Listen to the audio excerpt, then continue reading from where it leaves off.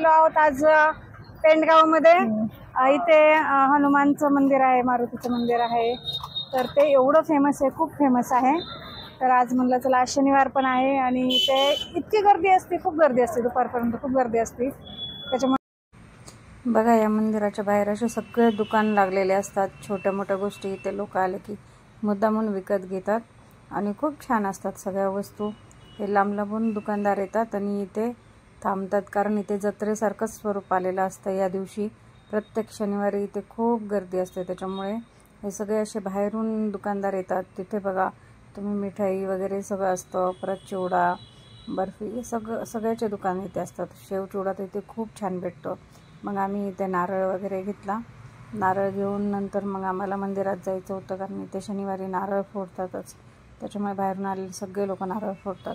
मग आम्ही इथे आधी इथे पाय धुतात, नंतर आम्ही पाय वगैरे धुवून मंदिराकडे गेलो। तर आतमध्ये बघा तुम्ही, इतकी गर्दी होती ना मंदिरात, खूप गर्दी होती। आता पुढे चालून बघा ना, इकडे किती लाईन लागलेली होती आणि अशी लाईन इथे दिवसभर लागलेली असते मंदिरामध्ये। पण इथे हनुमानजीचं मंदिर असल्यामुळे डायरेक्ट महिलांना एंट्री नसते, त्याच्यामुळे इथे बाहेरच थोडंसं लांबून दर्शन महिलांना होतं। त्याची सोय त्यांनी पूर्ण केलेली असते इथे महिलांसाठी दर्शनाला।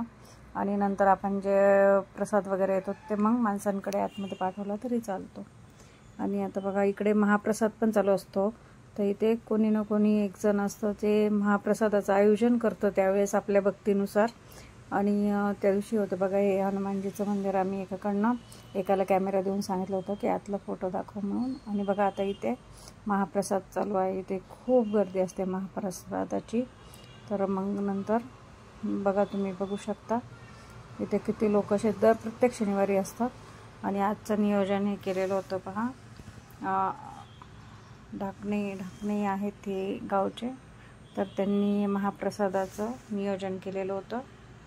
आणि आम्ही सुद्धा प्रसाद घेतला इथे। प्रसाद घेऊन नंतर आम्हाला जायचं होतं, त्याच्यामुळे आम्ही पण लवकर बसलो प्रसाद घ्यायला, कारण एवढ्या गर्दीमध्येच। नंतर मग प्रसाद घेतला, बाहेर आलो। तर मग परत पेढ्याचे ह्याचे प्रसाद बघा खूप असतात इथे, सगळ्या मंदिरामध्ये असतातच तसे। त्यांचा पेढा पण छान असतो। आणि तुम्हाला पण कधी वेळ भेटला तर तुम्ही इथे नक्की दर्शन करायला या, खूप छान मंदिर आहे। आणि हनुमानजी इथलचे खूप प्रसन्न होतात।